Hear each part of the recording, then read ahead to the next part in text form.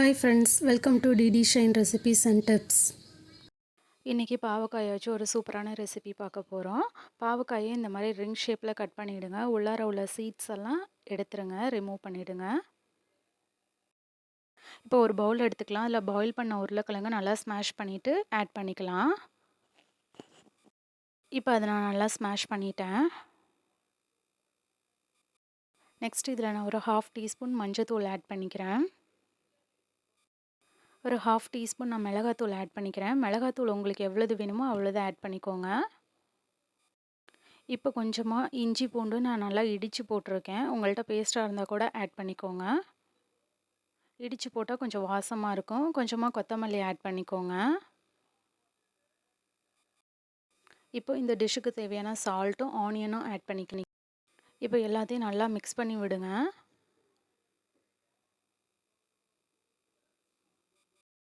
இப்போ நம்ம கட் பண்ணி வச்சுருக்க பாவக்காயில் தேவையான அளவு உப்பு போட்டுக்கலாம். உப்பு போட்டுட்டு எல்லாத்தையும் நல்லா மிக்ஸ் பண்ணி விடுங்க.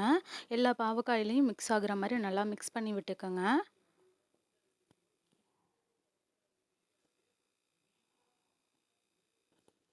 இப்போ நம்ம ஸ்டஃபிங் பண்ண ஆரம்பிச்சிடலாம். எல்லாத்தையும் நல்லா மிக்ஸ் பண்ணிட்டிங்கன்னா ஸ்டஃபிங் பண்ண ஆரம்பிச்சிடலாம்.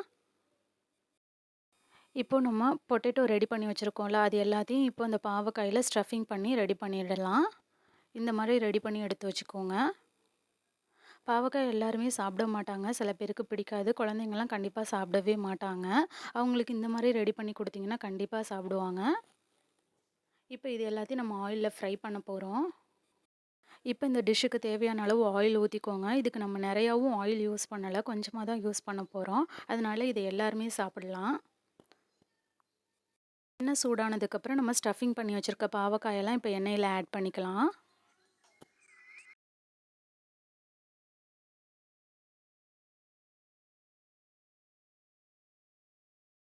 இப்போ ஒவ்வொரு பாவக்காயாக திருப்பி போட்டுக்கலாம். லைட்டாக கோல்டன் ப்ரௌன் ஆனதுக்கப்புறம் ஒவ்வொன்றா திருப்பி போட்டுக்கலாம். பாவக்காய் எல்லாருக்குமே பிடிக்காது. கசப்பாக இருக்குன்னு யாருமே சாப்பிடவே மாட்டோம். இந்த மாதிரி ட்ரை பண்ணி பாருங்கள். கண்டிப்பாக ரொம்ப நல்லாயிருக்கும். குழந்தைங்களும் நல்லா விரும்பி சாப்பிடுவாங்க. இதில் நம்ம பொட்டேட்டோ ஆட் பண்ணியிருக்கிறதுனால குழந்தைங்க கண்டிப்பாக சாப்பிடுவாங்க.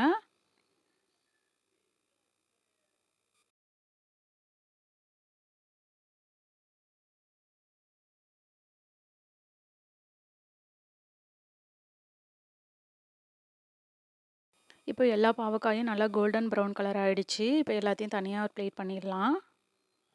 இப்போது ரிங் பாவக்காய் ரெடி ஆகிடுச்சு. நீங்களும் ட்ரை பண்ணி பாருங்கள். கண்டிப்பாக ரொம்ப நல்லாயிருக்கும். குழந்தைங்க நல்லா விரும்பி சாப்பிடுவாங்க.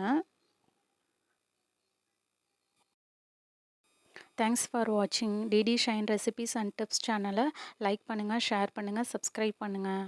பாய்.